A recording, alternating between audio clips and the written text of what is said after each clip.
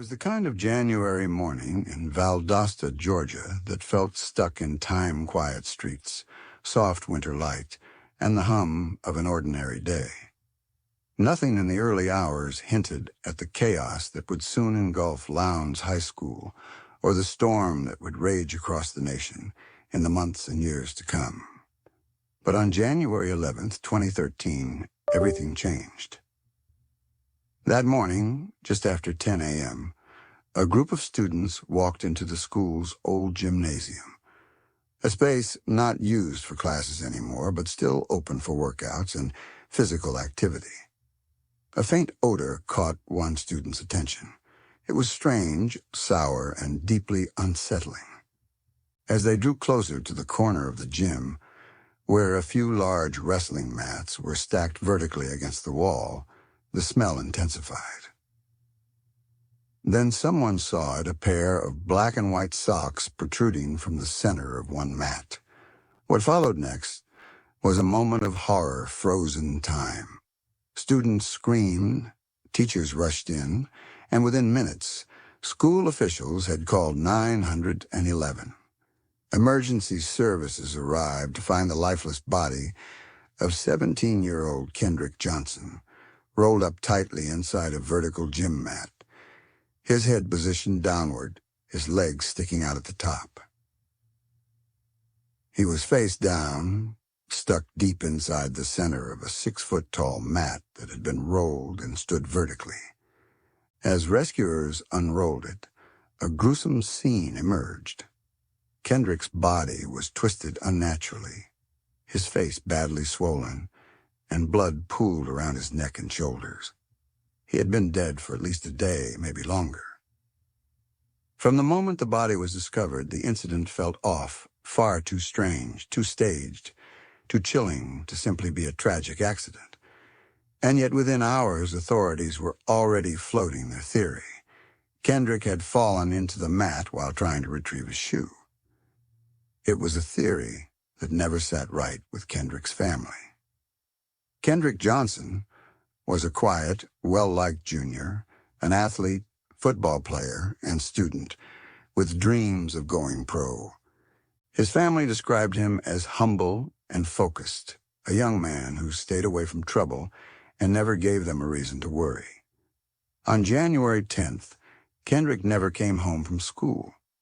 His parents reported him missing that evening when he failed to show up. In less than 24 hours, he was found dead at school inside a wrestling mat. Lowndes County Sheriff's Office was quick to push the accidental death narrative. They claimed Kendrick had likely dropped his sneaker inside the center of the upright mat, which was stored vertically against the wall. The shoes, they said, were ones he shared with another student and often stored in the mat to avoid locker fees. Investigators suggested Kendrick had climbed on top of the mats, reached in headfirst to grab the shoe, slipped, and become trapped, eventually dying of positional asphyxia. To many, it sounded plausible, a terrible freak accident. But to Kendrick's parents, Jacqueline and Kenneth Johnson, it sounded like a cover-up. And when they saw their son's body, the bruised face, the bloated features, the bloodied evidence, they were convinced their son had been murdered. The autopsy results added to the mystery rather than resolving it. The initial autopsy, conducted by the Georgia Bureau of Investigation, GBI, supported the accidental death theory, ruling Kendrick's cause of death as accidental positional asphyxia. There were no clear signs of blunt force trauma or defensive wounds, investigators said. But the Johnson family wasn't buying it. They hired an independent pathologist, Dr. William Anderson, to conduct a second autopsy. That's when things took a dark turn. According to Anderson, Kendrick's organs were missing. His brain, heart, lungs, and other vital parts had been removed and replaced with newspaper. The funeral home claimed this was a standard embalming practice when organs are unavailable, possibly discarded by the first examiner. But the GBI denied this, insisting they had returned all the organs. So where did Kendrick's organs go? The Johnsons accused the authorities of tampering with evidence, covering up their son's murder, and sabotaging a real investigation. Their son's body had been mutilated. They believed not by nature or time, but by design. And then came the surveillance footage. Lowndes High School had over 30 security cameras in and around the gym area, including ones that covered the entrance to the old gym. The Johnson family demanded the footage, and when it was finally released, they were shocked. The video showed Kendrick entering the gym alone at around 1:09 p.m. on January 10th. He walked in, casual and calm, but the camera never captured him leaving. That was strange enough. But what truly disturbed investigators and media analysts was that parts of the footage were missing. There were gaps of time, in some cases up to 2 hours, during which no footage was recorded or provided. Some cameras skipped time, others didn't seem to record at all. And Kendrick's movements before and after entering the gym were never fully documented. Was it a technical error, or had the footage been deliberately altered? The sheriff's department insisted that there was no foul play in the video handling, claiming the gaps were due to camera malfunctions and poor time syncing between systems. But the Johnsons and a growing chorus of internet sleuths, civil rights activists, and journalists weren't convinced. To them, it was clear evidence of a cover-up. And the more people dug, the more bizarre the story became. One theory that began gaining traction online pointed to a pair of white students, the Bell brothers, who were known to have previous issues with Kendrick, particularly the elder brother, Brian Bell, a fellow athlete. There were rumors of an earlier fight between Kendrick and Brian on a school bus the year before. Some students whispered that tensions had remained. Brian's father, Rick Bell, was an FBI agent at the time, a fact that fueled conspiracy theories about obstruction and protection. Online forums exploded with speculation. Were the Bell brothers involved? Did someone cover for them? Did law enforcement bury evidence to protect their own? The Johnson family believed it wholeheartedly. In 2015, they filed a $100 million wrongful death lawsuit against 38 individuals, including students, school staff, and law enforcement. The suit accused them of conspiring to kill Kendrick and then orchestrating a massive cover-up. But the legal system pushed back hard. The case was dismissed. The accusations were labeled as frivolous and unfounded. The Johnsons were even ordered to pay legal fees to some of the defendants. Still, the questions refused to die. By 2018, the case seemed to fade from national attention until a documentary aired on CNN's Death Row Stories, reigniting interest. The documentary explored the inconsistencies in the case and gave voice to Kendrick's family, who continued their relentless fight for justice. The pressure paid off. In 2021, under public demand and the urging of the Johnson family, the case was reopened by Lowndes County Sheriff Ashley Polk. The sheriff pledged transparency and promised to examine all previously sealed files, including those from federal investigations. But in January 2022, the case was officially closed again. Sheriff Polk concluded that no foul play was involved and reaffirmed the original finding, an accidental death. He even released an 18-page report saying there was no credible evidence of a crime. The Johnson family refused to accept it. Kendrick's mother, Jacqueline, gave a press conference, her voice shaking with grief and frustration. "They're trying to sweep this under the rug again, but we will never stop until the truth is known. My son didn't crawl into that mat. Somebody put him there." As it stands today, the death of Kendrick Johnson remains one of the most disturbing and polarizing unsolved cases in recent memory. A case filled with missing organs, missing footage, conflicting autopsies, whispers of racial bias, and an unwavering family's quest for the truth. Some say it was a tragic accident. Others say it was murder in plain sight. But one thing is certain. Someone knows what really happened inside that gym. And until that truth is brought to light, the silence around Kendrick Johnson's death will never rest. Oh, the news cycle had moved on. The headlines had shifted to politics, weather, sports, and celebrity drama. But in a modest home in Valdosta, Georgia, the Johnson family's world was still burning. For Jacqueline and Kenneth Johnson, time hadn't dulled the pain. Every day since January 11th, 2013, was a day without answers. Their teenage son was dead, and they were convinced his killers were walking free. Outside their house stood signs with Kendrick's face, hand-painted banners with the words, "Justice for KJ" stretched across the fence, and candles that were never allowed to go cold. Inside, boxes of paperwork, hard drives, court filings, and medical reports littered the kitchen table like puzzle pieces no one could put together. They weren't just grieving parents anymore.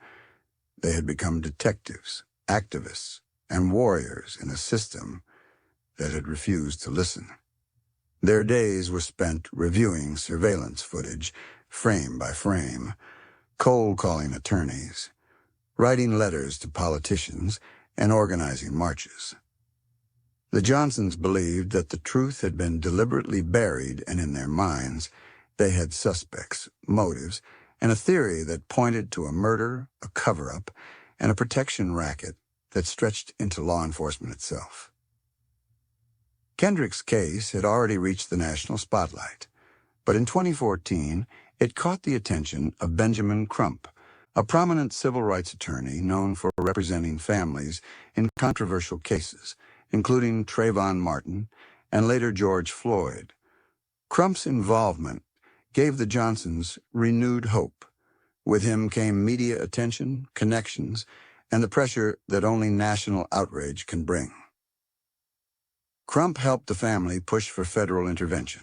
The FBI was called in, and a team of federal prosecutors under U.S. Attorney Michael Moore began investigating Kendrick's death as a potential civil rights violation. This was what the Johnsons had been praying for: someone from outside Lowndes County who might finally look at the evidence with fresh eyes and no loyalty to local officials. In public statements, Attorney Moore suggested the case had enough irregularities to warrant concern. Behind closed doors, his team began re-interviewing students, examining forensic details, and reviewing the school surveillance footage in its original form. For a while, there was momentum. Protesters gathered in front of the courthouse. Social media campaigns trended with hashtags like #JusticeForKJ and #WhoKilledKendrick. National media outlets returned to the story, this time with deeper questions and sharper skepticism. But momentum, as always, is fragile. In June 2016, after nearly 2 years of review, the U.S. Department of Justice announced it was closing the federal investigation. The conclusion?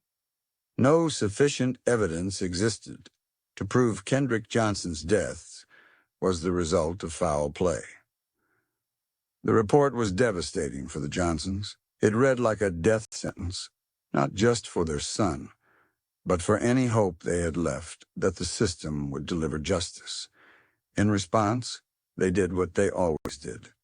They pushed back. Kenneth Johnson stood on courthouse steps, looking into a sea of microphones. "They murdered my son, and then they covered it up," he said. "We will never stop. Never." The couple began protesting again, this time in front of the Department of Justice building in Washington, D.C., sleeping on sidewalks, fasting, refusing to go quietly. They filed new lawsuits, opened new public campaigns, and published the full results of the independent autopsy that showed non-accidental blunt force trauma to the neck. Every time the system closed a door, the Johnsons hammered at another. But for the outside world, the contradictions in the case became difficult to reconcile. Forensic science, after all, was supposed to be objective, and yet two autopsies told different stories. The first autopsy, done by the Georgia Bureau of Investigation, concluded that Kendrick died of positional asphyxia, his body wedged so tightly in the mat that his lungs slowly collapsed, cutting off oxygen. This theory was based on the absence of defensive wounds, lack of broken bones, and the condition of the mat and shoe. But the second autopsy, conducted by Dr. William Anderson and commissioned by the family, told a more sinister tale. He observed unexplained hemorrhaging on the right side of Kendrick's neck, consistent with a blow from a blunt object, possibly from a confrontation, not an accident. Furthermore, Anderson was the one who discovered that all of Kendrick's internal organs were missing, replaced with a crumpled newspaper. The funeral home, Harrington Funeral Home, later admitted they had used newspaper as filler during embalming, a practice not standard, and one that shocked the public. The funeral home insisted they had received Kendrick's body without organs and had merely prepared him for burial. The GBI insisted they had returned the organs. So again, the central question: where did Kendrick's organs go? Was it gross negligence? Was it a disposal meant to hide evidence? Or was it something even darker? Adding to the tension was the surveillance footage that the Johnson family and their legal team claimed was tampered with. According to experts hired by the family, the timestamps on several camera angles were out of sync, and hours of footage appeared to be missing. One video showed Kendrick entering the gym. None showed him leaving. Other students could be seen walking the halls, interacting, entering, and exiting the gym. But Kendrick's path seemed to end where the camera footage got choppy or vanished. Investigators explained that the gaps were caused by motion detection settings on the school's old surveillance system. If no movement was detected, the camera didn't record. Some files were also corrupted during transfers between systems. They provided what they said was the full, unaltered footage. But the inconsistencies remained, including one startling detail. 2 hours of footage from 4 different cameras was missing, all during the window when Kendrick was last seen alive. To the public, it was a red flag. To the Johnson family, it was a smoking gun. The more the case unfolded, the more it came to represent something bigger than a single tragedy. For many, Kendrick Johnson became a symbol of systemic failure, racial injustice, and the quiet erasure of young black lives.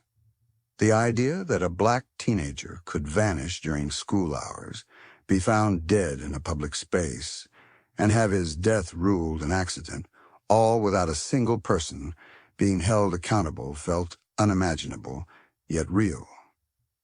Across the country, activists began invoking Kendrick's name in protests. His photo appeared next to other victims of injustice. His parents were invited to speak at rallies, panels, and vigils. But still, no one had been arrested. No criminal charges had ever been filed. In a desperate move, the Johnsons filed a wrongful death lawsuit in 2015 against 38 individuals, including local law enforcement officers, school officials, and the Bell brothers, the 2 former students they believed were responsible. The lawsuit accused them of willfully and maliciously participating in Kendrick's death and the subsequent cover-up. But the courts rejected the suit. Not only was it dismissed, but the Johnsons were ordered to pay over $300,000 in legal fees for what the judge called a frivolous and unsubstantiated claim. To the system, the case was over. To the Johnsons, it had only just begun. In 2018, something unexpected happened. A documentary titled Finding Kendrick Johnson was released by Jason Pollock, a filmmaker and activist. The documentary aimed to tell the story from the Johnson family's perspective and challenged the official narrative at every turn. Narrated by actor Jennifer Lewis, the film dissected the autopsies, surveillance footage, and interviews with experts. It was a gut punch to viewers. The documentary painted a picture of institutional rot corruption, racism, and indifference woven into the response from day one. It didn't just suggest that Kendrick had been murdered, it insisted on it, calling out the names of those believed to be responsible and accusing the FBI of failing its duty. The film became a lightning rod for renewed outrage. It lit social media on fire, and Kendrick's name began trending again. A new generation of activists picked up the cause. But awareness still wasn't justice.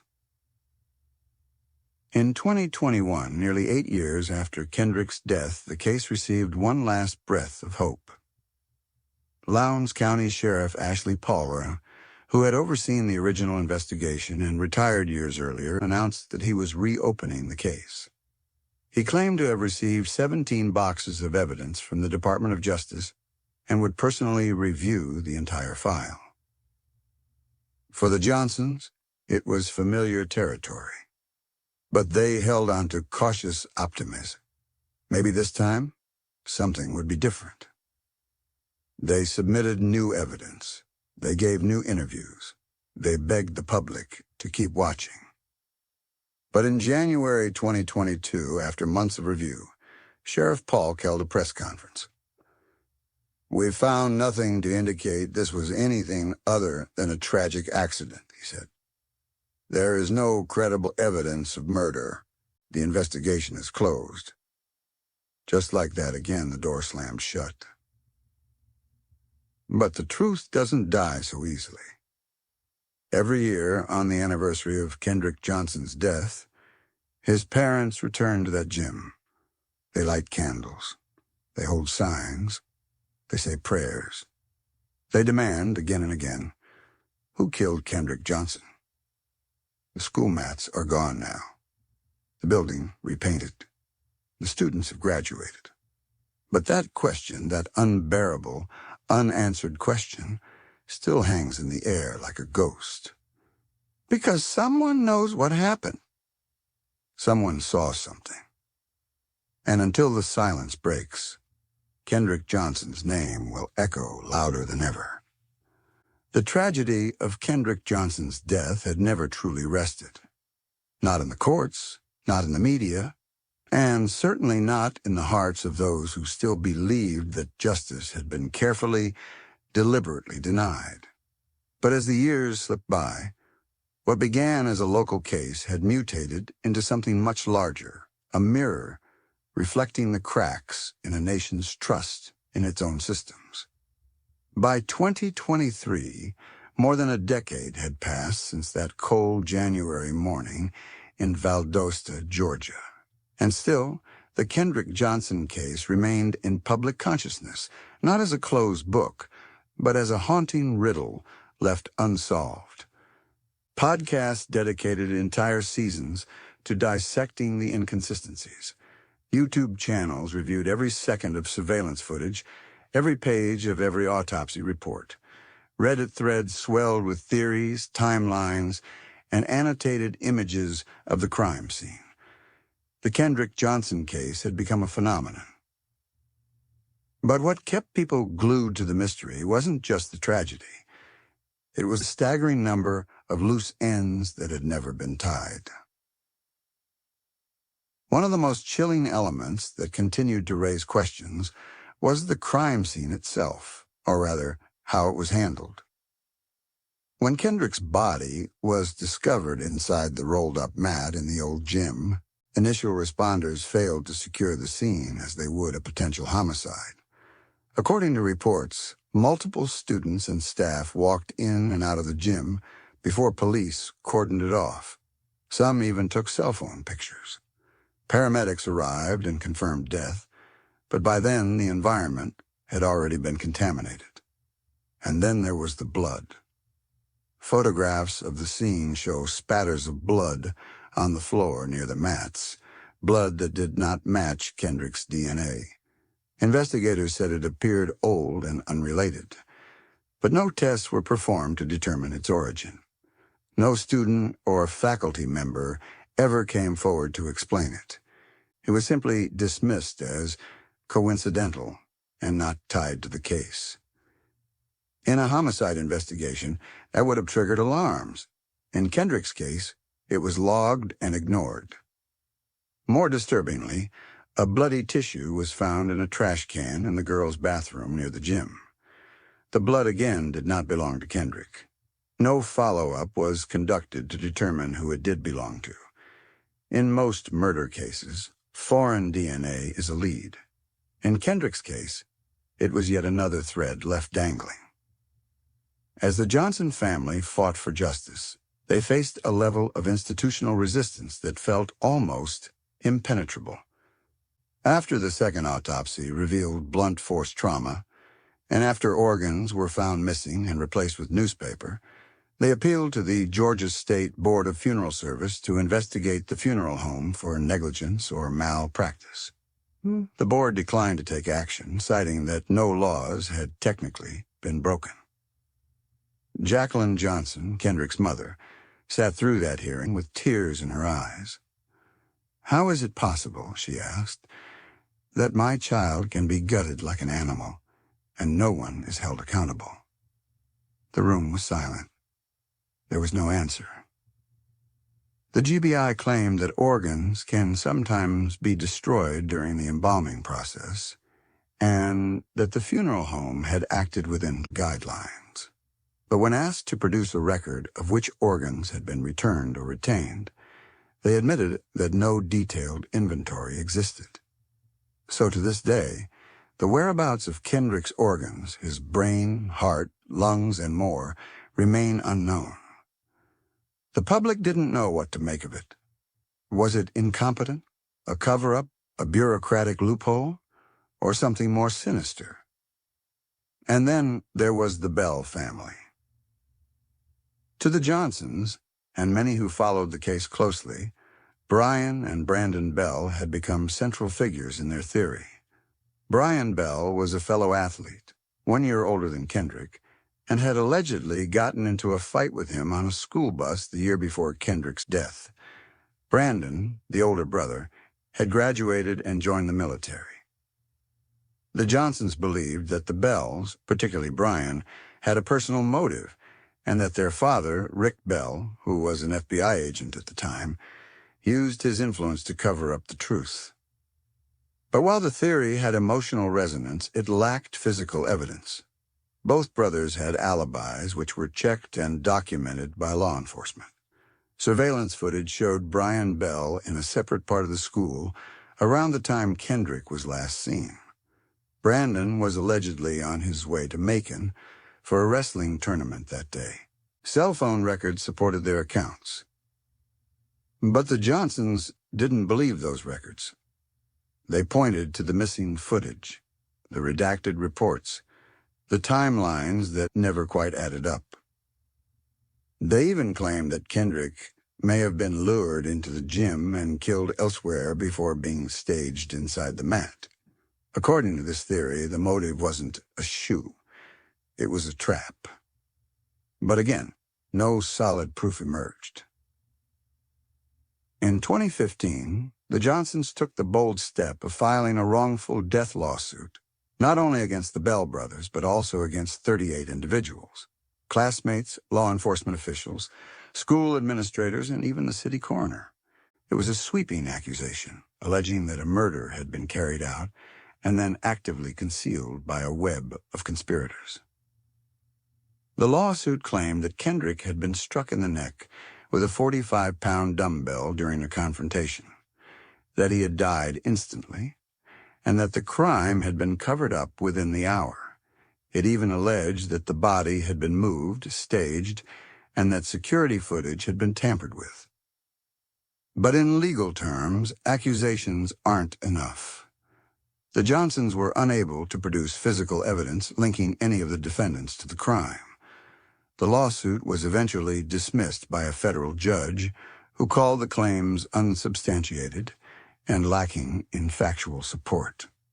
Worse, the Johnsons were ordered to pay $292,000 in legal fees to the people they had accused, a crushing blow to a family already drowning in grief.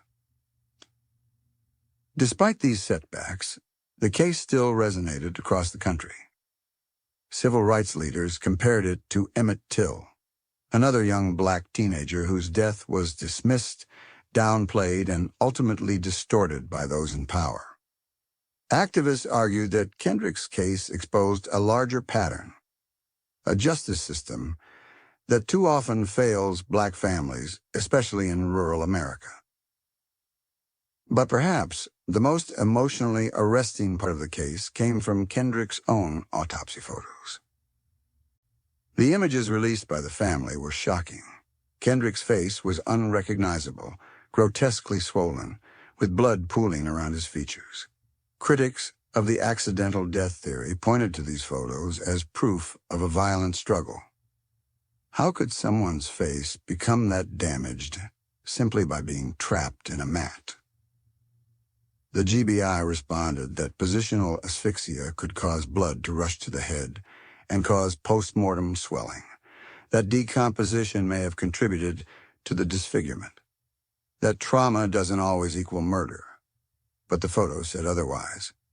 In forums, newsrooms, and family living rooms across America, the question was repeated. Does this look like an accident to you? The sheer complexity of the Kendrick Johnson case, its contradictions, twists, and unanswered questions, eventually caught the attention of Hollywood.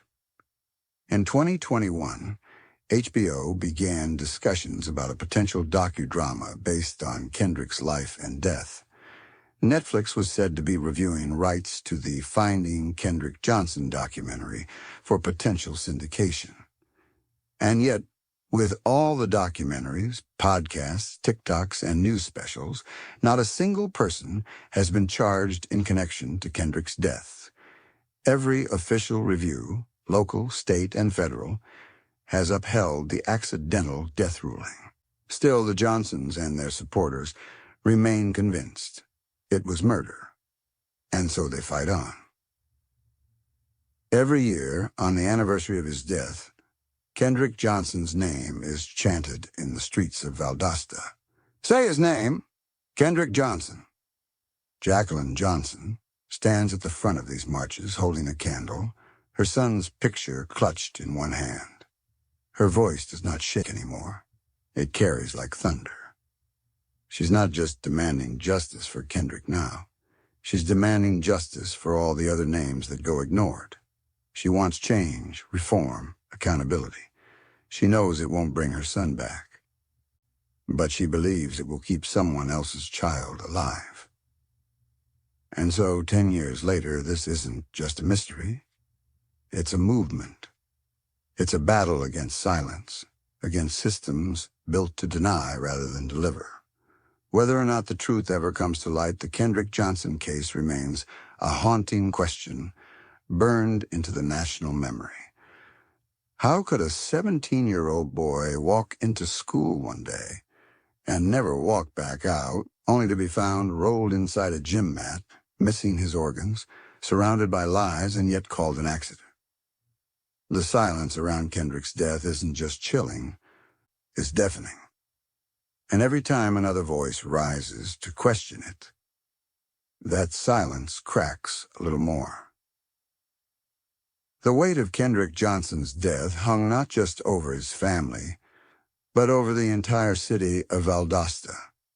What began as a quiet community's tragedy had escalated into a national spectacle, drawing civil rights leaders, conspiracy theorists, journalists, legal experts, and amateur investigators from every corner of the internet. But the deeper one looked into the case, the more unsettling it became. Not because of what was known, but because of what had never been explained. And some of the most disturbing questions still centered around what happened after Kendrick's death. Because for many observers, it wasn't just about how Kendrick died. It was about how the system reacted to his death, and who benefited from the story being kept quiet. Shortly after Kendrick's body was found inside the rolled-up wrestling mat on January 11th, 2013, local law enforcement closed ranks. The Lowndes County Sheriff's Office released a statement less than 48 hours after the discovery, asserting that Kendrick's death appeared to be an accident. They repeated that narrative at every press conference.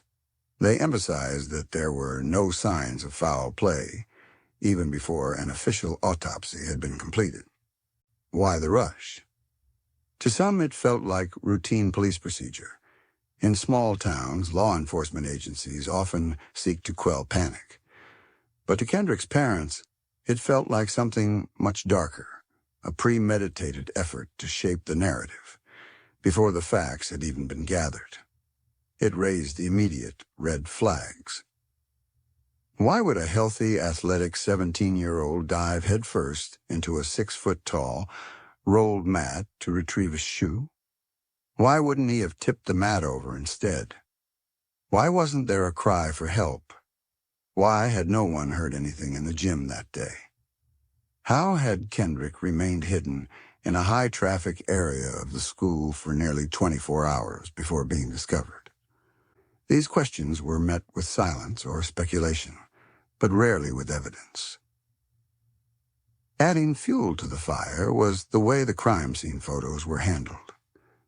A series of leaked images from the investigation began circulating online. They were grotesque. They showed Kendrick's body, bloated, purple, and badly bruised. His facial features were distorted, lips swollen, nose crushed inward. To those unfamiliar with decomposition, it looked like the result of a beating. The Lowndes County coroner, Bill Watson, later criticized the handling of the scene. In an internal report, he stated that the body had been compromised and that he was not notified in a timely manner. According to Watson, his office didn't arrive on scene until 6 hours after Kendrick's body was discovered. That delay was critical. Watson wrote, "This is not standard procedure. When I arrived, the body had already been moved. The integrity of the evidence had been lost."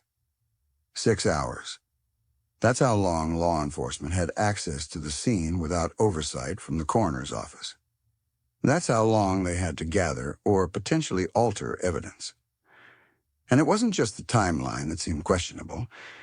It was what was missing.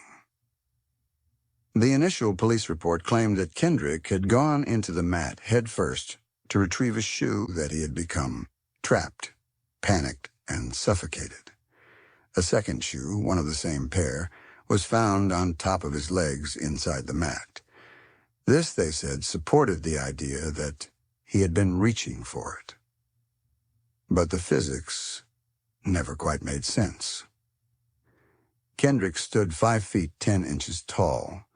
The mat was around 6 feet high, rolled tightly with a 14-inch diameter opening at the center. According to the sheriff's office, Kendrick must have leaned in, become wedged, and was unable to climb back out. They suggested that panic led to accelerated breathing, which depleted his oxygen and caused him to asphyxiate. But Kendrick was a trained athlete, lean, agile, with excellent upper body strength. His friends and coaches described him as someone who could climb ropes, scale walls, and do high-intensity drills without breaking a sweat. Would someone like that really be unable to maneuver out of a wrestling mat? And why were his shoes, both of them, still inside the mat with him? Worse yet, the shoe beneath him had no blood on it, despite his body having bled from the nose and mouth. And the blood patterns on the floor outside the mat suggested vertical drips, not splatter from a fall. These weren't conspiracy theories. These were forensic questions, and they weren't being answered. Further scrutiny landed on the surveillance footage, which continued to be a source of contention. The Johnson family had obtained the footage from the school, only to discover glaring inconsistencies. In the hours surrounding Kendrick's disappearance, Multiple security cameras either failed to record, skipped time, or displayed out-of-sync timestamps. Experts hired by the Johnson family reviewed the footage and concluded that portions had been deleted or corrupted. One camera positioned directly above the gym door showed Kendrick entering, but not what happened next. Other cameras captured students entering and exiting the area, but Kendrick was never seen again. The most suspicious part? School's surveillance system recorded in 60-second intervals. On 4 different cameras, exactly 2 hours of footage were missing during the critical time frame, from 12:04 p.m. to 1:09 p.m. on January 10th. That was the exact window when Kendrick vanished. Officials claimed the missing footage was due to technical malfunctions and overlapping recording schedules. But that explanation didn't hold up for many analysts, who pointed out that 4 separate cameras malfunctioning at the same time for the exact same duration was statistically improbable. And so the question remained, was the footage deleted or never handed over in full? As the Johnsons pressed harder, the community began to divide. Some locals defended law enforcement. They pointed to the multiple investigations, local, state, and federal, that all ruled Kendrick's death an accident. They said the Johnsons were grasping for answers that didn't exist, and that their repeated accusations were damaging innocent people's lives. But others, especially members of Valdosta's black community, felt differently. They believed Kendrick had been failed, not only by the system, but by the people entrusted to tell the truth. Rallies became more frequent. Signs were painted. Voices were raised. National organizations like the NAACP joined the cause. Celebrities began tweeting about Kendrick. Politicians offered their condolences, but not their action. And through it all, Jacqueline and Kenneth Johnson stood at the center, tireless, relentless, and alone. Then came the federal investigation. After public pressure mounted in 2014, the Department of Justice opened an inquiry. Federal agents began interviewing witnesses. Subpoenas were issued. Medical records were reviewed. Rumors swirled about possible indictments. But months turned to years and no arrests were made. Finally, in June 2016, the DOJ closed the investigation. In their statement, they said they could not prove beyond a reasonable doubt that a federal crime had been committed. That phrase, beyond a reasonable doubt, became a curse. It meant that unless there was direct evidence of foul play, such as a confession or video proof, nothing could be done.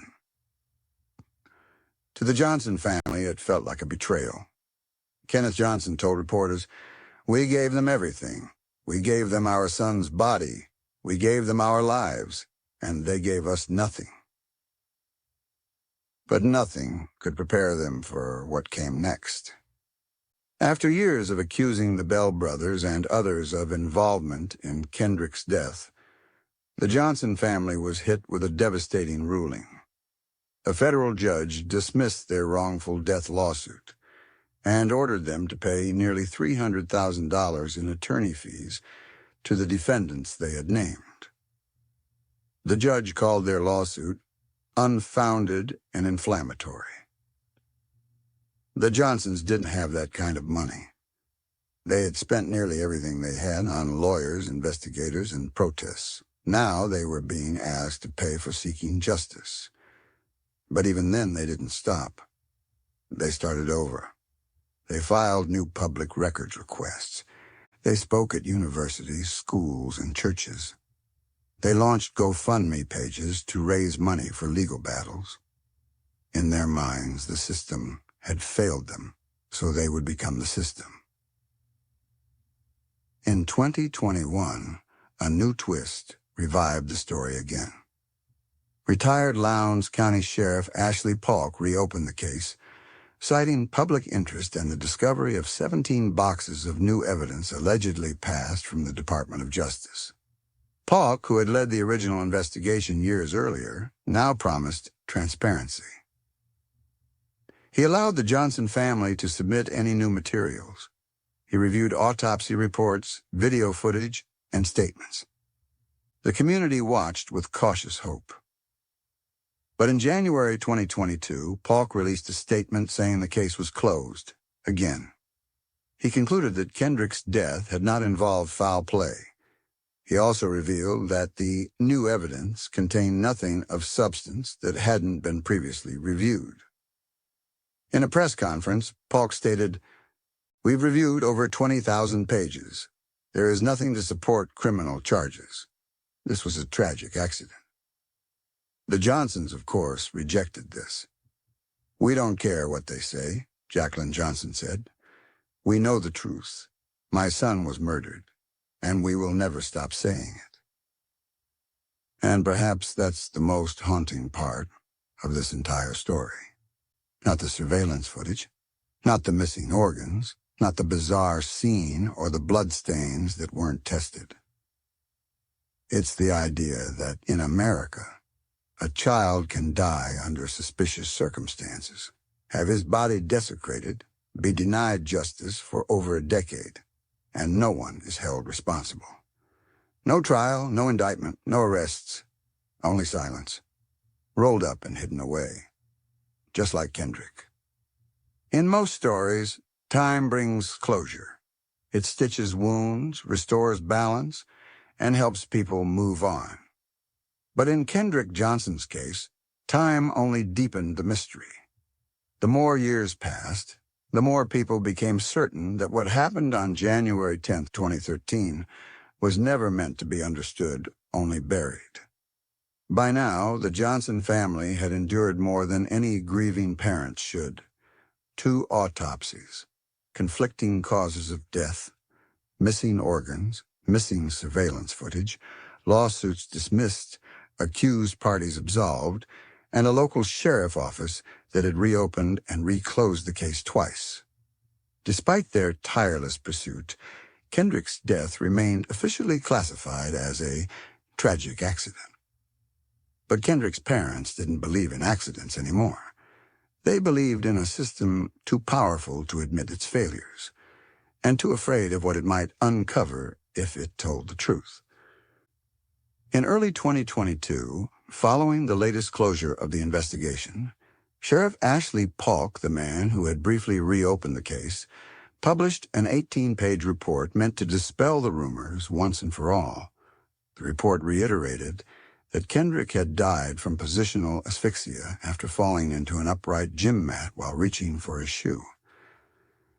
The report also addressed the public suspicions surrounding the Bell brothers. He claimed that both had verified alibis and pointed to school surveillance footage and cell phone records as proof that neither Brian nor Brandon Bell were in the gym when Kendrick disappeared. For many in Valdosta, the report marked the end. The town was tired. The case had stretched nearly a decade, drawn national attention, lawsuits, protests, and conspiracy theories. People wanted it behind them. But for the Johnsons, and for many across the country, it was yet another attempt to close a book that had never been opened properly. If the official narrative were to be believed, Kendrick's death was the result of a perfect storm of poor decisions. According to this theory, Kendrick had a routine. He sometimes stored his shoes in the rolled-up gym mats to avoid paying a locker fee. On that January afternoon, the theory says, he must have dropped one of the shoes inside the mat and climbed up onto the pile to retrieve it. Instead of tipping the mat over, which would have been easy, he allegedly decided to lean in head first, slipped, and became trapped. Stuck upside down, unable to breathe, Kendrick panicked. The blood rushed to his head. His lungs collapsed. Within minutes, he lost consciousness. Hours later, his body was found limp, lifeless, and folded into the mat like a question no one wanted to answer. On the surface, it's a story of carelessness turned fatal. But if you pause, if you ask even a single question, it begins to unravel. Why would a healthy, 6-foot-tall teenager willingly dive headfirst into a narrow mat opening only 14 inches wide. Why didn't he call for help? Why wasn't he found until the next morning, even though students had used the gym that afternoon? Why were his shoes the alleged reason for the dive stacked neatly inside the mat with him? And why did Kendrick's body show signs of trauma, swelling and blood loss, that did not line up with simple suffocation? No one had answers. Not the coroner, not the sheriff, and not the FBI. One of the most disturbing elements of the story remained the discovery during the second autopsy. When Kendrick's body was exhumed for re-examination, his family was horrified to learn that all of his internal organs were missing. Every one of them. His brain, heart, lungs, liver, and spinal column all gone. In their place, rolled up newspaper. The funeral home claimed this was not unusual, that they had received the body in that condition from the GBI and had only used newspaper as a filler during embalming. The GBI claimed they had returned the organs. But no one could provide documentation. There was no paper trail, no inventory, no photographs. The organs, and whatever truths they might have contained, were simply gone. To Kendrick's parents, this wasn't a clerical error. It was a message. Someone had removed the truth and replaced it with silence. In the years that followed, the Johnson family continued their public campaign for justice. They organized rallies. They handed out flyers. They even purchased billboards with Kendrick's face, demanding accountability from public officials. One billboard outside the Lowndes County Courthouse read, "A child was murdered here, and they think we'll forget." They filed multiple lawsuits. They requested case files through the Freedom of Information Act. They met with activists, lawmakers, and journalists. Wherever they went, they carried Kendrick's name like a torch. But not everyone appreciated their tenacity. Over time, the Johnsons became a polarizing presence in Valdosta. Some residents admired them for their courage. Others saw them as agitators. They were accused of slander, of obsession, of exploiting tragedy for attention. But that criticism didn't stop them. Because for Jacqueline Johnson, this wasn't just about her son anymore. It was about every child who had been failed by a system that pretended to care. As the case faded in and out of the headlines, it found new life in digital spaces. Kendrick Johnson's name became a lightning rod on social media. Platforms like Twitter, TikTok, and YouTube were flooded with videos and commentary breaking down every piece of evidence. Independent creators reviewed the surveillance footage, analyzed autopsy photos, challenged timelines, and built complex theories. Some offered balanced reviews. Others dove into conspiracy. The story had become a digital cold case, one fueled not by law enforcement, but by the public's insatiable need to make sense of the senseless. And it worked. Millions of views, thousands of comments, dozens of podcasts. People were listening. People were angry. The question was no longer, did Kendrick die by accident? It was, why hasn't anyone been held accountable? In 2021, filmmaker Jason Pollock released the documentary Finding Kendrick Johnson. It was a searing, emotionally charged film that rejected the official narrative entirely and laid out an alternate version of events. It accused the Bell brothers of being involved in a fatal altercation with Kendrick and claimed that law enforcement, particularly the FBI, had helped cover it up. Narrated by actress Jennifer Lewis, the documentary pulled no punches. It criticized the media, the courts, the medical examiner, and the sheriff's office. It questioned the autopsy, the missing footage, and the failure to investigate leads. The film was controversial. Some praised it for telling the story the media wouldn't. Others condemned it for naming suspects without solid evidence. Still, it reached a massive audience. And once again, Kendrick Johnson's name was everywhere. As pressure mounted, Lowndes County Sheriff Ashley Paulk reappeared in 2021 to announce that he was reopening the case. This time, he claimed he would review 17 boxes of evidence sent by the Department of Justice. For a brief moment, hope flickered. Could this finally be the breakthrough? The Johnsons submitted additional documents. They hoped the sheriff would take a second look at the video footage. They asked for interviews to be reconducted. But in early 2022, the investigation was once again declared closed. Sheriff Paulk stated plainly, this was an accident. He maintained there was no evidence of foul play and dismissed many of the online theories as social media noise. He even went so far as to accuse the Johnsons of misleading the public. In response, Jacqueline Johnson held a press conference outside the courthouse, her face stoic, her voice unwavering. They want us to shut up. They want us to give up. But we won't. Not today. Not ever. Today, more than 12 years after Kendrick Johnson's death, his story remains a chilling reminder of how justice can be delayed, distorted, or denied entirely.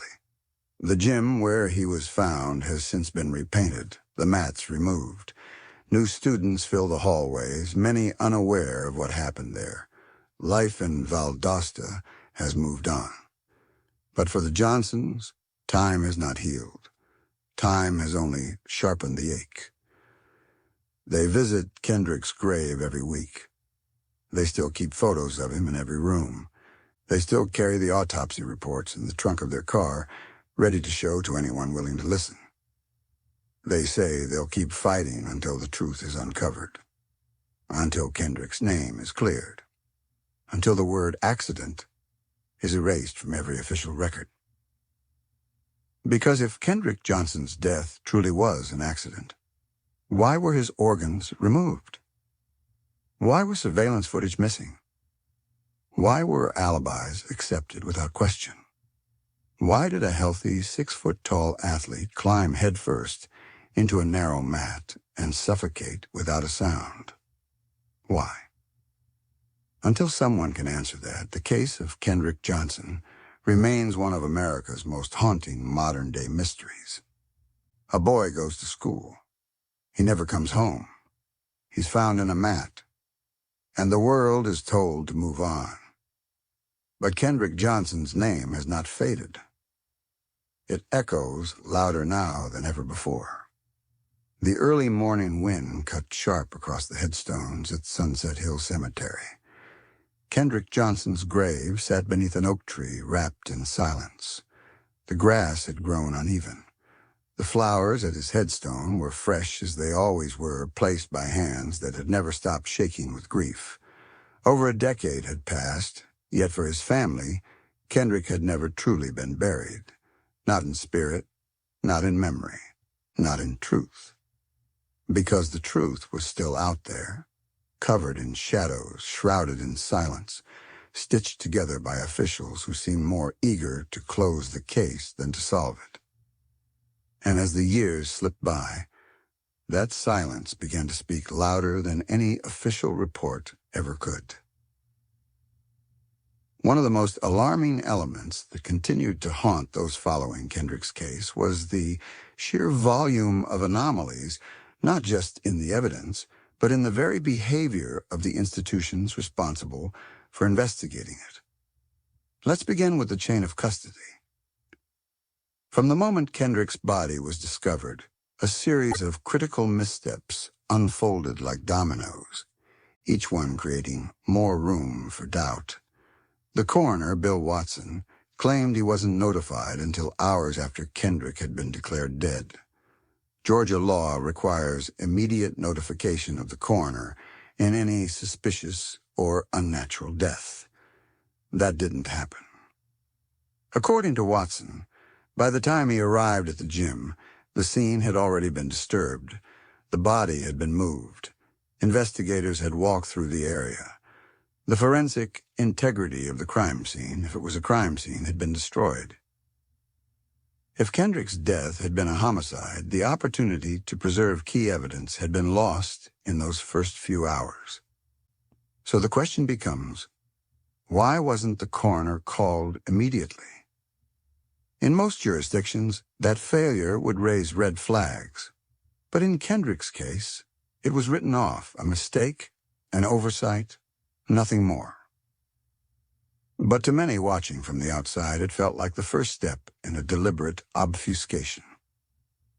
Then came the autopsy. The Georgia Bureau of Investigation conducted the initial autopsy and concluded that Kendrick died from accidental positional asphyxia, essentially. He got stuck in the mat, upside down, and suffocated. No trauma was reported. No signs of foul play. The report was brief, clinical, and final. But the Johnsons were not satisfied.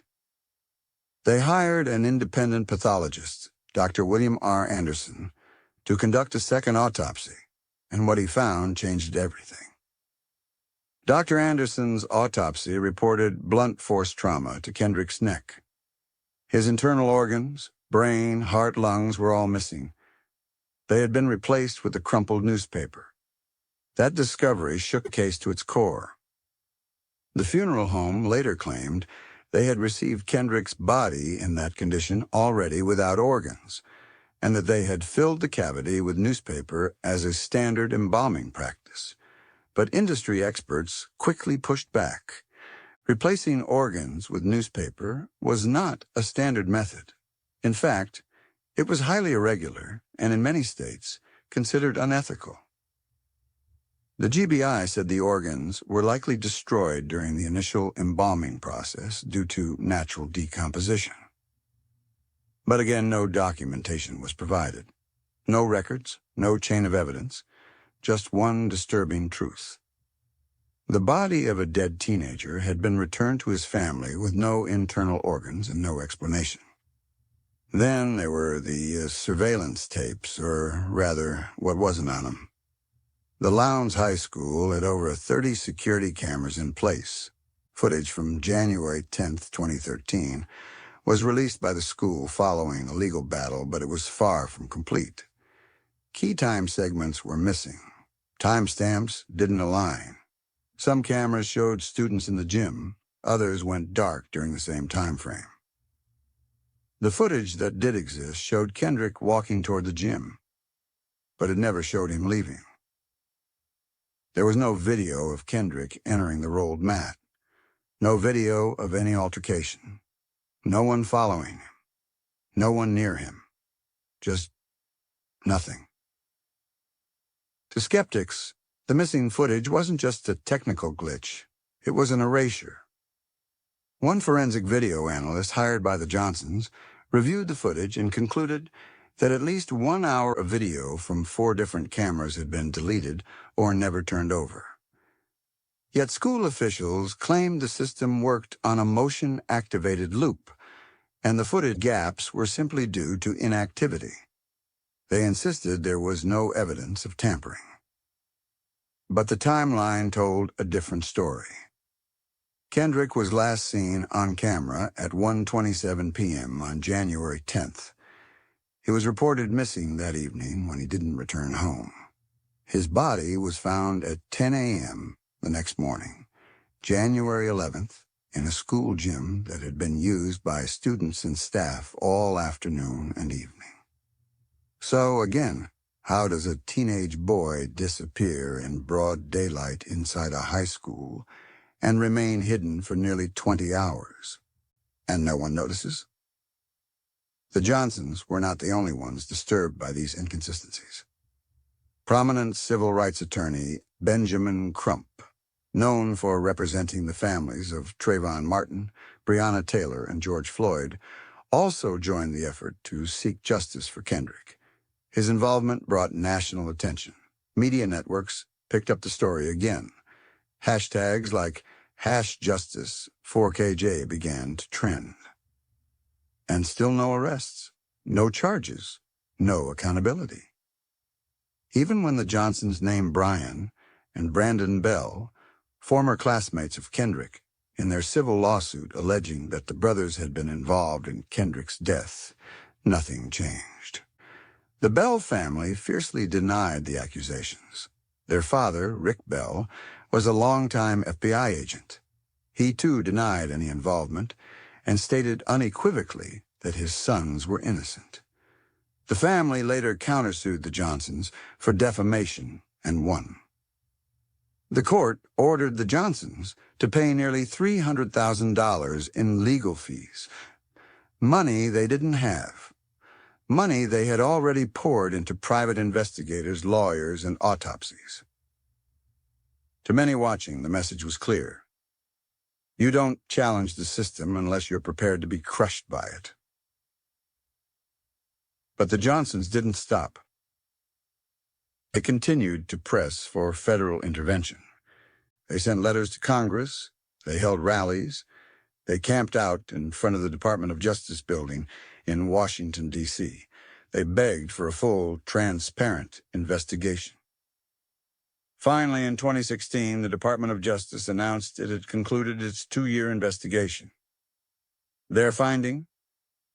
Insufficient evidence to pursue federal criminal charges.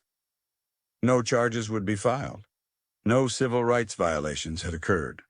According to the DOJ, Kendrick Johnson's death, though tragic, did not meet the threshold for criminal prosecution. Jacqueline Johnson collapsed at the news. Kenneth Johnson stood outside the courthouse and said, "They want us to believe our son climbed into that mat and died. But we know better. We live with that truth every single day." In 2018, new hope arrived in the form of a documentary, Finding Kendrick Johnson. Directed by activist and filmmaker Jason Pollock, the film explored the case in brutal detail and made damning allegations, not just against the Bell family, but against the institutions that had investigated Kendrick's death. The documentary became a rallying cry. It framed Kendrick's death not just as a mystery, but as a symptom of systemic racism, corruption, and institutional apathy. It accused law enforcement of collusion. It called out the media for their failure to hold anyone accountable. It questioned whether justice was ever even possible in a system that protects its own. For the Johnsons, the film wasn't just vindication, it was fuel. It kept Kendrick's name alive. It introduced his story to a new generation.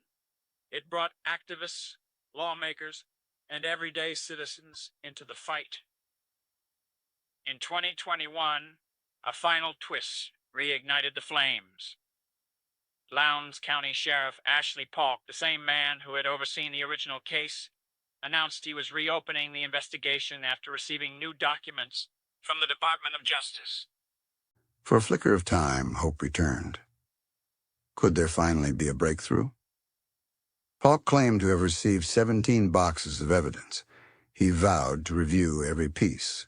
The Johnsons once again submitted their autopsy reports, timeline theories, and allegations. But in January 2022, the sheriff held a press conference to announce his findings. His conclusion? "We found nothing, absolutely nothing, to indicate this was anything other than a tragic accident." He closed the case. Again. And yet, despite a decade of closed doors, Kendrick's story refuses to disappear. To this day, people still post about Kendrick Johnson, still wear shirts with his photo, still chant his name at protests, still ask the same chilling question. How does a boy walk into school and never walk back out? His body found rolled inside a mat, his organs missing, the cameras turned off, and the system silent. What happened in that gym? Who was there? What was erased? And why has no one in over a decade been held accountable? Because the truth doesn't rot. It waits. And in Valdosta, Georgia, where a young life was taken under circumstances that still don't make sense, the truth is still waiting. So is his family. So is the world. By now, Kendrick Johnson's name had reached beyond Valdosta. It echoed through courtrooms, protest marches, social media feeds, and late-night conversations between strangers haunted by injustice. But even as time passed, the case continued to twist, evolving with every new detail, every new development, and every door that closed before it could be opened. With each autopsy report, each press release, and each carefully worded official statement, it became increasingly difficult to separate the truth from the noise. Facts were warped, evidence went missing. And for every person who stood by the official story of a tragic accident, there were 10 more who believed something darker had unfolded, something that had been buried not just in the gym mats of Lowndes High School, but in a coordinated effort to protect someone or something. For what were they protecting? And who had the power to silence so many voices for so long? After the third and final closure of the investigation by Sheriff Ashley Paulk in 2022, the Johnsons were once again devastated, but not defeated. Kendrick's parents refused to sit in the shadows of official rulings. They knew what they believed, and no report, no statement, and no dismissal could take that belief away. They had something stronger than proof. They had conviction. But conviction, no matter how fierce, can't change legal records. And with each reclosure, public attention became harder to maintain. Social media posts began to slow. The national headlines stopped running features. The fire of outrage dimmed as newer stories emerged, newer tragedies that demanded the world's attention. Still, the Johnsons marched on. They had made a vow. They would never stop saying his name. Away from the public eye, the Johnsons worked with a small team of private investigators and independent forensic experts. They combed through thousands of documents, police reports, time logs, surveillance data, and autopsy images. They weren't looking for a smoking gun. They were looking for patterns, for what had been missed, ignored, or dismissed. What they found was deeply unsettling. Take, for example, the witness testimonies. Dozens of Kendrick's classmates were interviewed during the original investigation. Most claimed to know nothing. But there were 2 students, both girls, who gave statements that raised questions. They reported seeing a group of students heading toward the gym around the same time Kendrick was last seen. One claimed she saw a confrontation between Kendrick and another student a day prior, related to a prior argument over a pair of shoes. The sheriff's department had noted these accounts, but deemed them unimportant. They chalked it up to high school gossip, unprovable, and unrelated. But the Johnsons didn't believe that. They believed these students had seen something, or heard something. But by the time the case was reopened years later, these witnesses had graduated, moved away, and in some cases refused to speak further. Others claimed they had been pressured not to talk at all. By whom? No one knew. But the silence said enough. One of the most consistent questions from independent experts was about the mat itself. If Kendrick had truly fallen headfirst into a rolled-up gym mat, he would have been trapped in a vertical position. Gravity would have pulled blood downward, but autopsy reports indicated pooling in areas inconsistent with vertical asphyxiation.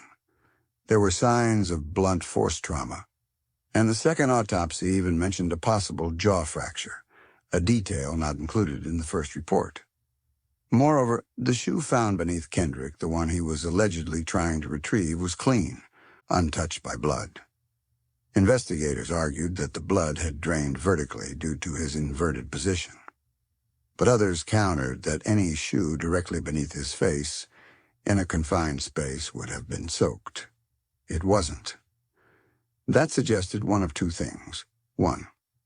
The shoe had been placed there after Kendrick was already dead. 2. Kendrick never reached for that shoe at all.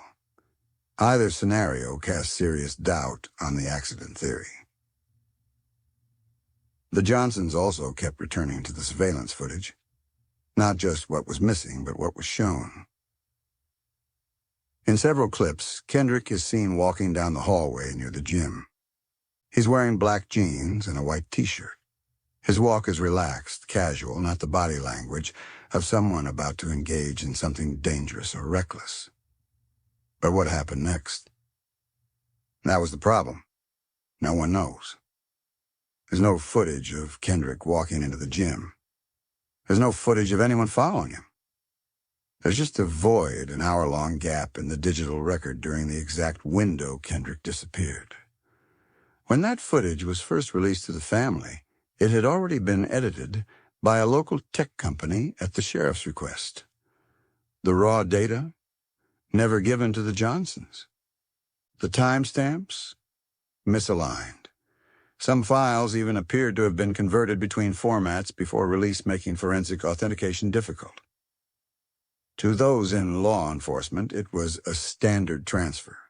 To those seeking truth, it looked like a cover-up.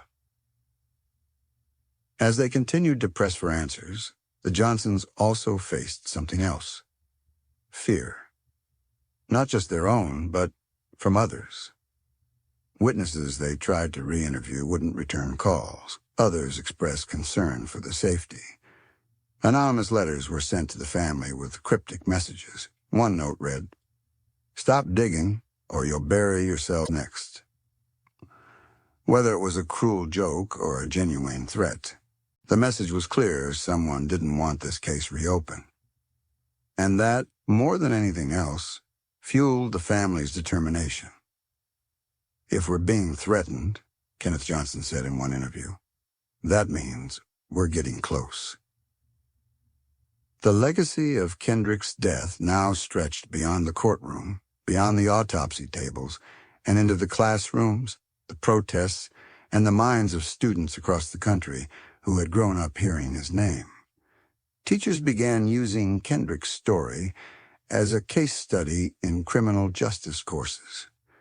High schoolers wrote essays about the injustice. Artists painted murals in his honor. A scholarship fund was created in his name, one that the Johnsons personally oversaw, helping other black youth find opportunity in a world that had denied it to Kendrick. His face appeared on T-shirts, flyers, and protest signs. But it also lingered in the shadows of fear, the fear that what happened to Kendrick could happen again. And worse, that it could happen quietly, without consequence. In 2023, the Johnsons petitioned the Department of Justice once again, requesting a reopening based on newly surfaced communications between local officials that they believed indicated a willful disregard for procedure during the original investigation. Whether these documents would be accepted as valid was unclear, but for the Johnsons, it wasn't just about reopening the case. It was about forcing the country to face what had been done or what had been allowed to happen in broad daylight. Because their fight was no longer about justice in the narrow legal sense. It was about accountability. It was about the system, schools, sheriff's departments, forensic labs, and federal agencies that failed their son. And if they could prove, even in the smallest way, that the truth had been distorted, then they could pull down the walls that protected those lies. The Kendrick Johnson case had now transformed into a symbol of institutional failure, a symbol of racial inequality, a symbol of the price families pay when they stand up to the machine, and a symbol of how easily facts can be buried beneath paperwork, silence, and time. But the Johnsons understood something that even the most powerful officials seemed to underestimate. The truth doesn't rot. It doesn't vanish. It lingers.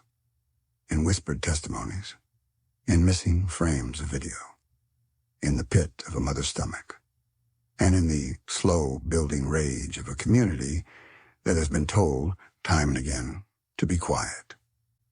So while the official reports may state that Kendrick Johnson died accidentally, the court of public opinion remains unconvinced, and the questions continue to echo. If Kendrick climbed into the mat voluntarily, why was his body covered in blood? If his organs decomposed naturally, why weren't they documented? If no one saw anything, why are there witnesses too afraid to talk? And if there's nothing to hide, why does it still feel like something was hidden? Because maybe Kendrick Johnson didn't just die that day. Maybe his death was buried inside a system that chose convenience over truth. And maybe, just maybe, the real cause of death wasn't positional asphyxia. Maybe it was institutional silence. The passage of time may weather headlines and wear down public outrage, but for the Johnson family, it only sharpens the void. Every year, January arrives with brutal clarity, a reminder that yet another 12 months have passed without answers, without justice, without peace. What had started as a baffling tragedy in a Georgia high school gymnasium had evolved into something far more disturbing, a symbol of how the systems designed to protect and serve could fail, and worse, could abandon the very people who need them most. But as the years pressed on, the Kendrick Johnson case didn't disappear. It metastasized into forums, college classrooms, documentaries, TikTok rabbit holes, and protest chants. And yet, despite all that noise, the central questions remain maddeningly unanswered. Who was in the gym when Kendrick died? What did the missing surveillance footage really capture? Why did law enforcement move so swiftly to rule his death an accident before an autopsy was even completed? Why were his organs missing? And most hauntingly of all, was this all just a coincidence or a cover-up? In the wake of the final closure of the investigation by Sheriff Ashley Polk in early 2022, Kendrick's parents were offered no comfort, only repetition. The same tired conclusion. Kendrick had accidentally fallen headfirst into a vertical gym mat and died of positional asphyxia. It was a theory presented with all the precision of official authority, neat, clinical, final. But the facts told a different story.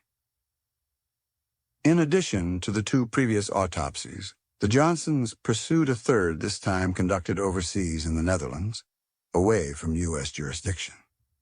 The third autopsy aligned closely with the second, evidence of blunt force trauma to Kendrick's neck and jaw, as well as signs of hemorrhaging signs not typically found in asphyxiation.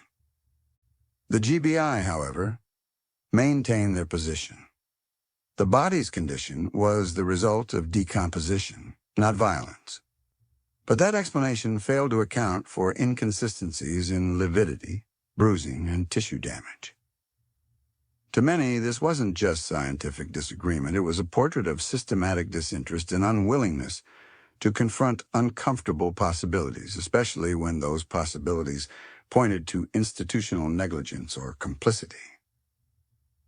Let's go back to the timeline, the minutes and hours between when Kendrick was last seen and when his body was discovered. According to released school footage, Kendrick was spotted walking toward the old gym at approximately 1:27 p.m. on January 10, 2013. That's the last visual confirmation of him alive. His body wouldn't be found until 10:30 a.m. the next day. That's more than 21 hours, a time frame that included several class periods, after-school activities, and early morning routines the next day. And yet somehow, no one noticed anything strange about a gym mat standing upright with a lifeless body hidden inside. Let's consider the logistics. Kendrick's feet were visible at the opening of the mat. His white socks and black shoes protruded slightly, according to the official reports. Multiple students walked past the mats that day, some of them even stepping over them to retrieve their belongings. And not one of them noticed the unmistakable smell of death, the discoloration, the irregularity? Or was something or someone keeping them from noticing?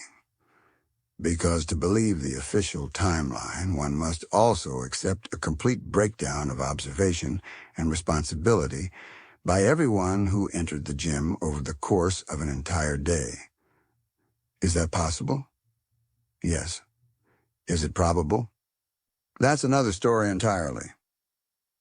The Johnson family has long believed that Kendrick may have been murdered by a student or students, and that the school, and perhaps law enforcement, engaged in a coordinated cover-up to protect those involved. Their suspicion focused largely on the Bell brothers, Brandon and Brian, sons of FBI agent Rick Bell. The family's civil lawsuit alleged that one of the brothers had a physical altercation with Kendrick, resulting in his death, and that the scene was manipulated to look like an accident. But without hard evidence, without direct witnesses, or forensic proof, the case remained circumstantial. Even so, the Johnsons' allegations sent shockwaves through the community and the country. Suddenly, the narrative wasn't about a freak accident. It was about power, about influence, about how far people were willing to go to protect their own, especially when their own wore badges. And while the lawsuit was eventually dismissed, and the Johnsons ordered to pay restitution for what the court considered a frivolous suit, their fight never wavered. Because for them, this wasn't about courts. It was about Kendrick. Behind the scenes, legal and political pressure continued to mount. Community activists in Georgia began pushing for Kendrick's case to be reviewed under a new lens, that of racial justice. After the deaths of George Floyd, Breonna Taylor, and Ahmaud Arbery, Kendrick's name reemerged in national protests. Marchers held signs reading, "Say his name, Kendrick Johnson. Justice for KJ." They pointed to Kendrick's case as yet another example of a system that devalued black lives, particularly when the narrative of those deaths became inconvenient for public institutions. And in many ways, Kendrick's story mirrored a larger pattern in American society, one where grieving black families were told to accept the facts, even when those facts didn't make sense. The case gained traction again in early 2023 when previously undisclosed internal emails from the Lowndes County School District were anonymously leaked to a journalist in Atlanta. The emails, though not definitive, contained troubling language suggesting that school administrators had coordinated with law enforcement about the release of surveillance footage and media messaging in the immediate aftermath of Kendrick's death. One email, dated January 12, 2013, just a day after Kendrick's body was discovered, included the line, "Let's make sure the narrative is consistent before we answer any further questions." Another email sent to the school's media liaison stated, "The family is emotional. We must avoid engaging with speculation. Stick to the accident explanation until we are told otherwise." To some, these were just cautious PR strategies. To others, they were breadcrumbs leading to institutional manipulation, a deliberate shaping of the narrative before the full facts had even come to light. The Johnsons seized on these emails as proof that the school was not merely passive in the investigation, but actively involved in controlling information.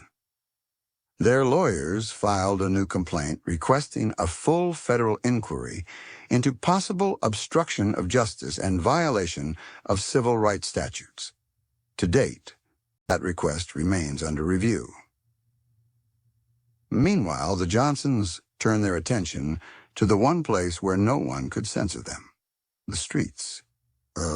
They began organizing monthly walks in Kendrick's honor, marching through downtown Valdosta with signs, banners, and a quiet but unbreakable resolve. Local news stations often declined to cover them. But social media did not. Videos of the marches reached thousands. TikTokers stitched the clips into timelines. Podcasters analyzed Kendrick's case alongside other suspicious deaths of young black men in the South. And once again, the story began to rise. But each rise brought backlash, anonymous threats, vandalized signs, whisper campaigns suggesting the Johnsons were exploiting their son's death for money or fame. Jacqueline Johnson addressed the accusations at a rally in 2023. "We didn't ask for this fight, but we'll finish it. Because our son's life meant something, and if we have to spend the rest of ours screaming into a system that refuses to listen, so be it." Through it all, Kendrick's room remains untouched. His bed is still made. His trophies still line the shelves. His sneakers, the same kind he wore that fateful day, sit by the door. The Johnsons have refused to change anything. For them, Kendrick's presence lingers in the air, in the echoes of laughter, from home videos, in the scent of his cologne, in the dreams that still visit them at night. They say sometimes they hear him. That's what grief does. It warps time. It keeps the dead close. It makes silence feel loud. And for the Johnsons, that silence is sacred. Because until the truth is revealed, until Kendrick's name is cleared, they will not let go. Not of the fight. Not of the truth. Not of him. The Kendrick Johnson case, now over a decade old, remains one of the most deeply unsettling modern-day mysteries in American criminal history. And while the official version of events claims closure, the unanswered questions and the mountain of inconsistencies suggest otherwise. A teenage boy. A high school gym. A rolled-up mat. Missing organs. Conflicting autopsies. Edited surveillance. Unexplained trauma. No suspects. No justice. No peace. In the end, the story of Kendrick Johnson is not just about how a young man died. It's about how a system responded. And how that response continues to be questioned, not just by his family, but by anyone who dares to look too closely. Because when you do, you find something terrifying. You find the limits of truth. And you find the price of silence. Kendrick Johnson was 17 years old. He had dreams of becoming a professional athlete. He had a loud laugh, an easy smile, and a heart that beat for family, football, and the future. He walked into Lowndes High School on the morning of January 10th, 2013, and never walked out. What followed was not just a tragedy. It was a labyrinth one, with too many locked doors, too many missing pieces, and too many people saying, "It's time to move on." But how can a family move on when the body of their child is returned to them without organs? When the only surveillance footage showing his final movements is riddled with gaps and unexplained time jumps? When authorities seem more invested in closing the case than solving it? This wasn't just a story of loss. It was a collision between a family's undying love, a town's desire to forget, and a justice system that seemed paralyzed by its own contradictions. By 2024, Kendrick's story had carved its place in modern American folklore, not as a solved crime, not even as a definitive murder, but as a question, a lingering, bitter question that still rattled cages in Georgia and beyond. The Johnsons, weathered but unbroken, continued to fight. They had become activists, investigators, archivists, cataloging every document, every statement, every public appearance tied to their son's death. Their home had become a memorial, a command center, and a courtroom all at once. Inside their living room sat boxes upon boxes of legal files, printed emails, police reports, autopsy images, Freedom of Information Act responses, transcribed interviews, the evidence of a decade-long battle. But what do you do with that kind of grief? What do you do when the truth is always just one step out of reach? You keep moving. You keep asking. You keep fighting. And that's exactly what they did. The battle had long outgrown the walls of Valdosta. Kendrick Johnson's name was now etched into the national conscience, spoken in the same breath as Trayvon Martin, Tamir Rice, Sandra Bland, and so many others. Each time a new injustice made headlines, Kendrick's story was revived not because the details were the same, but because the pattern was young, black, dead, and no one held accountable. In 2023, civil rights organizations began pushing to have Kendrick's case included in a broader federal inquiry into racially charged mishandlings of justice across the southern United States. The aim wasn't just to reopen the Johnson investigation, but to examine how local and state authorities handled cases involving black victims and white suspects, particularly in communities where law enforcement was deeply embedded in the social and political fabric. Kendrick's story became the case study, a disturbing example of how narrative can be weaponized, how the first story told by officials often becomes the only one that survives. Let's revisit that narrative. According to the official version, Kendrick Johnson fell into a vertically positioned gym mat while reaching for a shoe. He suffocated, unable to breathe or call for help. His body wasn't discovered until the next morning. But how do you explain the bruising on his neck? How do you explain the blood beneath his fingernails? How do you explain why surveillance footage was deleted, corrupted, or missing in the critical minutes following his last known appearance? How do you explain why multiple students later told reporters they felt pressured to not speak out? How do you explain the third autopsy's conclusion of non-accidental blunt force trauma? How do you explain why his organs, all of them, were missing? You don't. You dismiss. You sanitize. You tell the grieving family they're seeing ghosts. And still, Kendrick's parents stood their ground. In late 2023, they filed yet another legal petition this time. Not to open the case, but to subpoena specific members of the Sheriff's Department and the Medical Examiner's Office for depositions under oath. They wanted to ask one question, repeated over and over in different forms. What are you not telling us?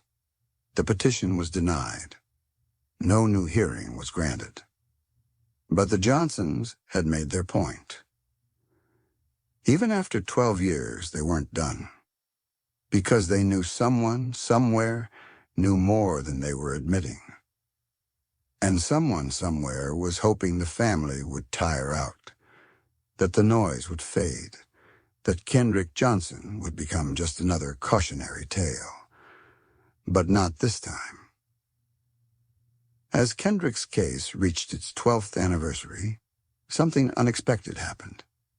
A former school resource officer from Lowndes High School retired and living out of state came forward anonymously through an independent journalist.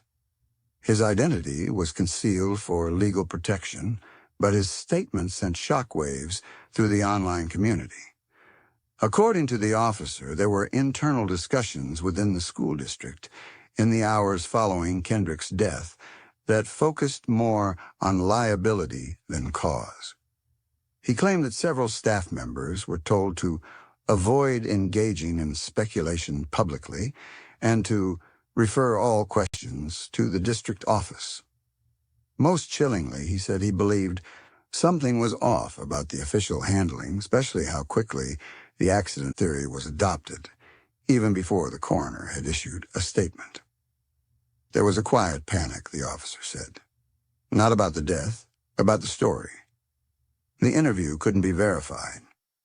But for many, it echoed what the Johnsons had been saying for over a decade. There was more. Someone knew. And someone chose silence. That silence wasn't just in Valdosta. It stretched across institutions. The Georgia Bureau of Investigation, the Lowndes County Sheriff's Office, the Department of Justice, all had touched the case. All had concluded there was no wrongdoing. All had, in their own way, closed the door. But something strange happens when you repeat a lie too many times. It begins to unravel. Small cracks appear. And through those cracks, the truth begins to seep in. In Kendrick's case, those cracks had names: missing organs, surveillance gaps, contradictory autopsies, uncooperative witnesses, and a town too afraid to ask too many questions. By now, Kendrick Johnson wasn't just a teenager who had died under mysterious circumstances. He was a symbol. He was the face of what happens when grief meets resistance. He was the echo of every black family who had to bury their child and then fight for the right to even ask why. He was a memory the town of Valdosta couldn't scrub away, no matter how many times they painted the gym walls or replaced the mats. The old gym had long since been converted to storage. The mats were gone. The students had moved on. But the ghost remained. Not a ghost of horror. A ghost of injustice. It lingered in every hallway, every silence, every unanswered question. And the Johnsons? They had long given up on apologies. They weren't waiting for someone to say sorry. They were waiting for accountability. They didn't want settlements. They wanted the story told truthfully, finally, completely. They wanted the world to stop calling Kendrick's death a tragedy. Because a tragedy is something that happens without intent. What they believed happened to Kendrick was something else. Something darker, something deliberate, something covered up. But in the absence of courtroom justice, there is another kind. The justice of memory, of legacy, of never letting the world forget what was done or what was left undone.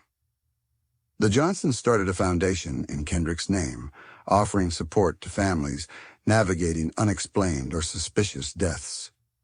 They began speaking at universities, schools, and conferences about investigative transparency and racial disparity in law enforcement. And slowly their fight became bigger than Kendrick. It became about every young person who had been written off by the system. Every parent who was told, "There's nothing more we can do."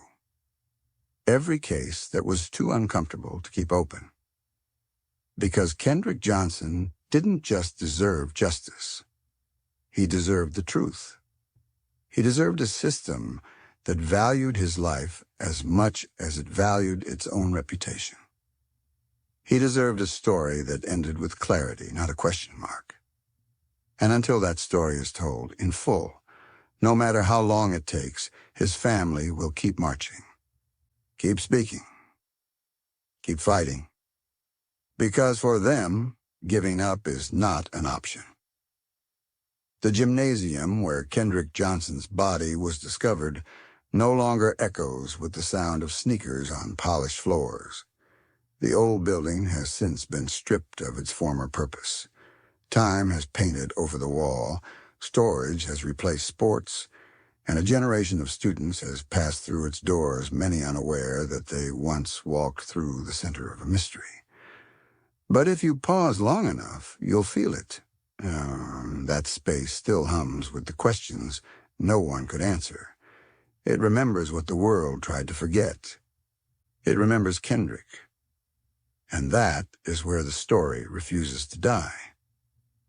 In January 2025, exactly 12 years after the discovery of Kendrick Johnson's body, the Johnson family organized a candlelight vigil not just for their son, but for every family who had been left behind by a justice system that so often offers no justice at all. People traveled from across the country. Some came in silence. Some came with signs. All came with pain and with purpose. At the center of the crowd stood Jacqueline and Kenneth Johnson, older now, tired but resolute. They lit the first candle. It flickered in the Georgia wind, trembling but unextinguished, just like the truth they'd pursued for more than a decade. A local pastor offered a prayer. A young poet read a piece inspired by Kendrick's life. And as night fell, a choir of high school students, Kendrick's peers in another timeline, sang softly in the background. The moment wasn't loud. It wasn't political. It was a reminder. Kendrick's story wasn't over. Because stories like his don't end. They evolve. They pass hands. They live in whispers, in warnings, in a nation's conscience. In the months leading up to the vigil, the Johnsons had launched a new effort. The Kendrick Truth Project, a digital archive open to the public, designed to house every piece of documentation related to the case. Scanned court filings, witness statements, forensic reports, timeline breakdowns, interviews, media clippings, autopsy comparisons, FOIA responses. It was all there. Their goal wasn't to create conspiracy.